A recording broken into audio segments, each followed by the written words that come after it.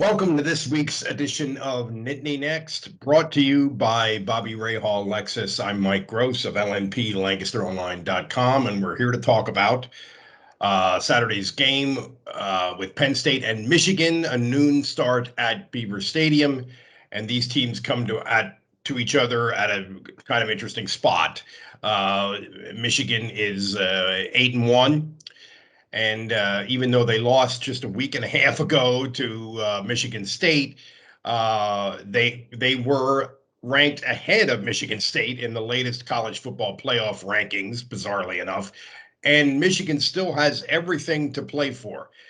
They still could very easily make the college football playoff. They still could very easily win the Big Ten championship. And they still have that season-defining game for Michigan every year against Ohio State coming on week 12. Penn State, the motivation is obviously less clear. They are 6-3. They did end their three-game losing streak last week with a pretty nice win at Maryland.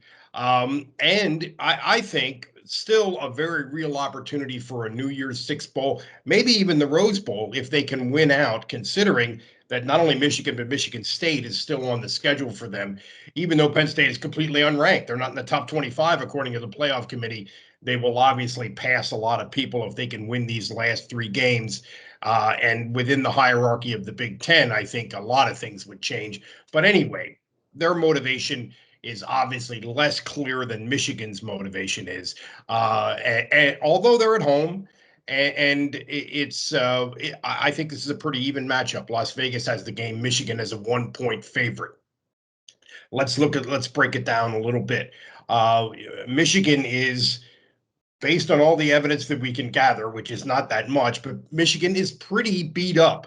More beat up than Penn State is physically right now. Their starting quarterback, Cade McNamara, is among a bunch of their players, a couple of their running backs, a couple of their regular rotation wide receivers, one of their starting D-backs, who were apparently banged up in the last couple of weeks and either didn't play in last week's win against Indiana or had to be, removed from the game, administered to by the trainers, all that kind of stuff. McNamara actually shares time with a freshman, J.J. McCarthy, at quarterback.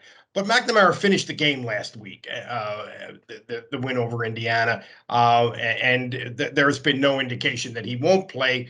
But, Jim Harbaugh, Michigan's coach, is as secretive as Penn State's coach James Franklin is about injuries. We really don't know. But it seems plausible that Michigan could be beat up enough for it to be a factor in the game. We'll see. And if they are beat up enough for it to be decisive, that kind of changes the script a little bit. But let's look at the script, sort of assuming that both teams are sort of on the same ground physically. Aiden Hutchinson, defensive end for Michigan, is one of the best players in the country. He's a terrific defensive end, a three-down player, a guy who's really good against the run and really good against the pass. The other D end for them, a redshirt freshman named David Ajabo, is he's a little bit more of a hybrid linebacker type guy, plays standing up a lot.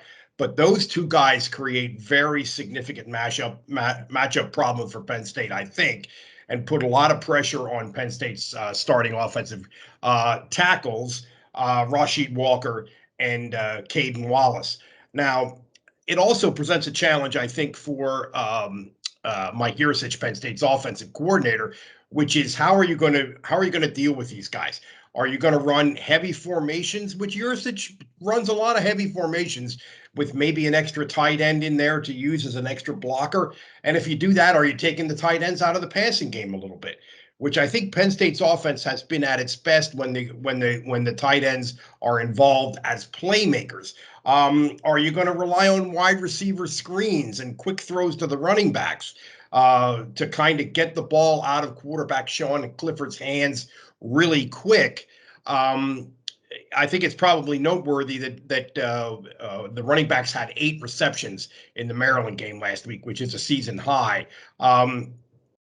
What it comes down to is this: Penn State needs to create situations where it's wide receivers, it's excellent wide receivers, including the great Jahan Dotson, who has emerged as one of the best players in the country and was absolutely spectacular at Maryland last week for Penn State. Those guys have to win one-on-one matchups and create big explosive plays in the passing game for Penn State to beat a team like this on this side of the ball. So in order to do that, you have to draw the defense in. You have to do what we normally think of as play action.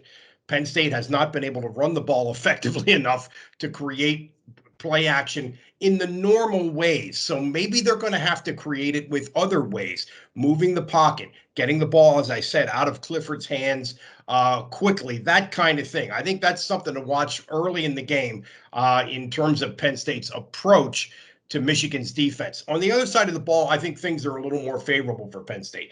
Penn State's, particularly the back end of its defense, has been among the best in the country. Its red zone defense has been very good. And I think they have a good opportunity. A lot of athletes running around back on the back end for Penn State. A good opportunity to cause a lot of problems for Michigan, especially if Michigan is missing some weapons on their offense, which it looks like it might be. I think if you throw all of this stuff into it, one more thing, I forgot to mention this, one more thing. Josh Gattis, who is the offensive coordinator at Michigan, was a member of the staff at Penn State. They know each other very well. The matchup between Gattis and the defensive coordinator, Brent Pry for Penn State, I think figures to be pretty interesting and will be based on a pretty good base of knowledge. Those guys know each other very well. But anyway, I sort of feel like if you throw all of this into a blender, maybe it comes down to this. Michigan has a better offensive line. Michigan has a better defensive line.